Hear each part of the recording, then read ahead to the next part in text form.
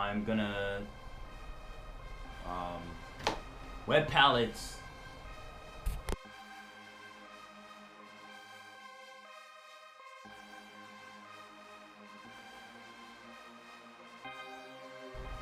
What's up everybody, my name is Belden, and in this video I'm going to go over wet palettes.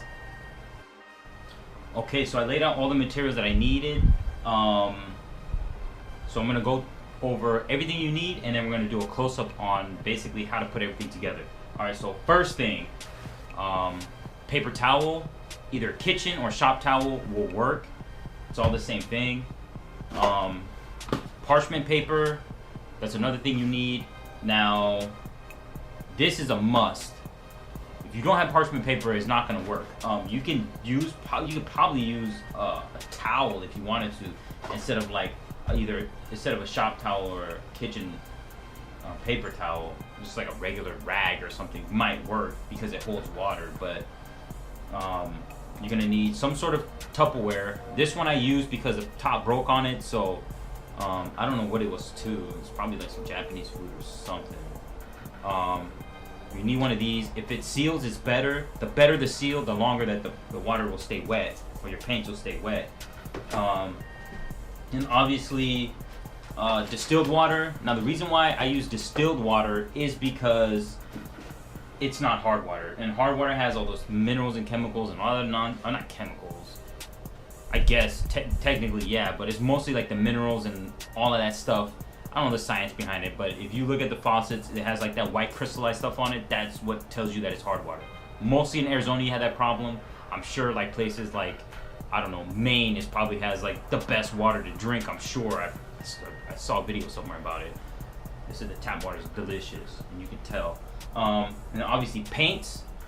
Now paints, if it has a drop top, I feel like it's better than the ones that are in the paint cups or the paint cans or whatever, because with the drops you can just drop it on top of your palette, versus having something like this, you have to get your paintbrush and literally smear it on top of your palette, and then you waste all that paint, and it's just, you know what I mean? This is all to prevent wasteful paint, because if you use a regular palette, the paint dries and then you just wasted all that paint, or like, you know what I mean, or you transferring it from this to the palette, you know what I mean, you wasting all that paint on the brush, you gotta rinse it off. So it's not just to save paint, but it's so that you can paint better, basically. Extender. Now the extender, I use Liquitex. You can go to your local art supply store or whatever, they have some sort of brand.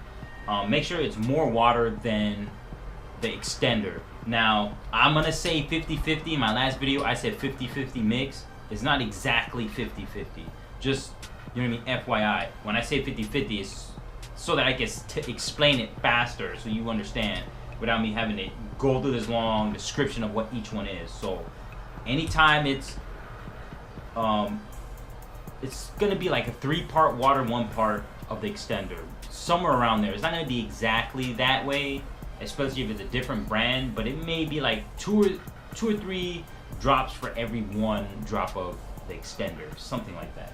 And I think that's everything. So we're gonna do a close-up look on it, on how to put everything together, and I'm explain all that stuff. And yeah, let's go ahead and get started. Okay, so everything here that I have is already set up and ready to go. So basically what you do is you take your paper towel, and the paper towel you can fold up to size and put it down at the bottom. Right now I have a shop towel. You put it down in here, and then you want to fill it up with your water. I don't fill it up with this. I actually use the actual gallon and pour it in there. But you fill it up, and you don't want to overfill it to where it's like literally a pool of water. You want it to where it's, I don't want to say above the paper towel, but like, how do I explain it? Almost like a puddle down there versus a pool of water, or just enough to where you can see the water on there, but it's not sitting on top of the paper towel. I guess that's the best way to explain it.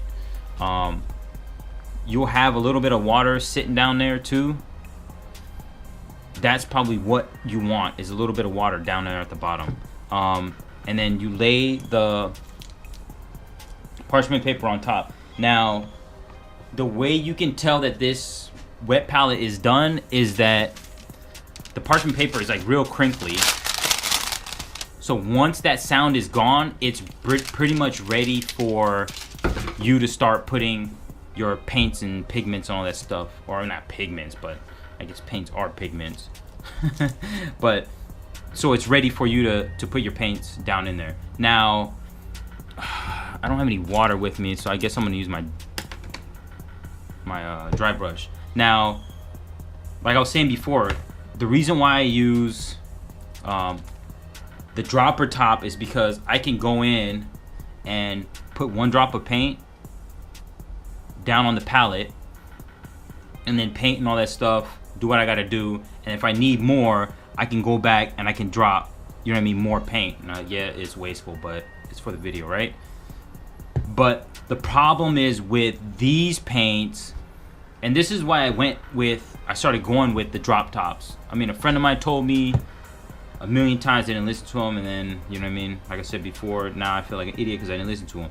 Now, you have to get the brush, you gotta move this from here. You can pour it in there if you want to, but I guess the easiest way is to go in and just like scrape the paint that you need. Oh man, and I don't do this. And then lay it down inside the palette. And you gotta keep doing that. Oh, see, look at that. This is why I don't do it this way. And then, you know what I mean? You gotta keep doing all that until you get what you need.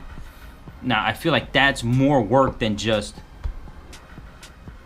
dropping it in there. You know what I mean? So that's why I use those paints versus these. I don't feel like they're better other than the design of the container. It's all the same thing. Now,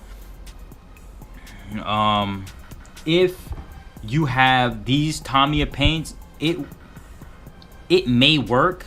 I'm gonna tell you that it's not gonna work. You can try it if you want to, but because these are not water-based paints, they're not gonna work and have the same effect with the actual water-based paints, because these are alcohol-based. Even though it says acrylic paint, it's not water-based acrylic paint, if that makes sense.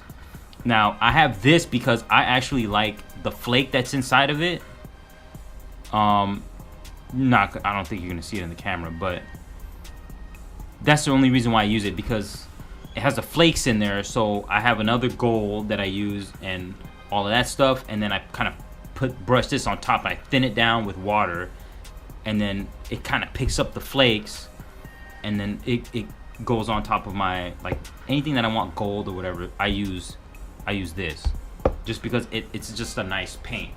But anytime you use different types of paint, whether it's alcohol or water-based or whatever, you want to use a different brush. Now for this, I always use dry brush. I use dry brush for everything because I really don't care, because that's what it's for. And then, this water, I don't know if I explained this, but yeah, so the water, it's fine to have beads of water on top, but if you don't have enough, you can either use a paintbrush, but the dropper again, and you just drop what you need to thin it out. And then you can mix it. I always mix it at the butt end of it. That's because it's a lot easier to do. So it doesn't get on your paint. You could probably pull paint out with the end of your stick too. But that's basically what I do. And it makes it a lot easier. Now when you do the mix, you want to put the mix off to the side, and then